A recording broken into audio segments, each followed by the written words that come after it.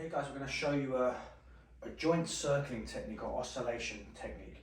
This is a great way to start and finish your sessions. What I like about this is very passive for the client. It just allows us to add in some motion into the hips to see how they react to our contact, if they have any pain in the hips, low back. It's a great way to down regulate the nervous system, increase relaxation, and also just to get a bit of lubrication on into the hip joint, the ball and socket of the hip. So you can hold it either hand, doesn't really matter so much. I do like to cup the heel like so, because that allows me to internally and externally rotate at the same time. But the main thing is we're distracting the hip slightly, and I'm just doing big circles. It's no more complicated than this. So I'm slightly pulling as I'm circling.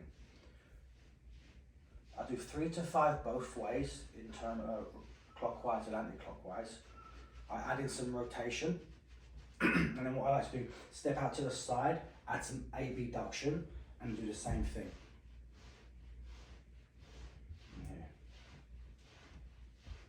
Circle. Circles here. 1, 2, 3, 4. 2, 3, 4. The other side. Excuse me. 1.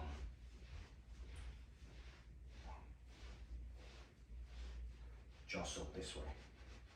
Abduct. So I'm slightly pulling and rotating. And what you can probably see on camera is Kiki's whole body's moving. As I'm working this leg's very floppy. You see her chin and her head moving. That's good. That's what we want. We want this undulating movement to go throughout the body. And what you'll notice, if people are very stiff, tension abs Kiki. So Kiki's exaggerating the tone in her hip. So when we circle, her chin doesn't move so much, her chest doesn't move so much. So that's normally a sign of some sort of inability to disassociate between hip and lower back. So the hip should move, and then we get that undulating movement throughout. But people who are very blocked, there's no rippling going through their body. So I generally do 2 to 3 positions. Neutral, abducted, abducted. You can do both, like egg beater style. 1 in, 1 out. 1 in, 1 out. Step to the side. Step to the side. And the other way.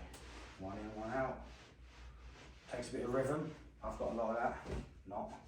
So this is just a great way to start and finish your sessions. We also use this technique as like a filler technique. So let's say, for example, I'm doing some deep tissue work on Kiki's TFL.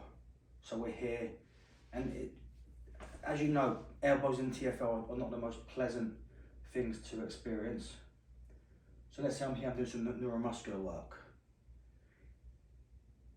After the technique is done, I may come here and say, hey, how did that feel?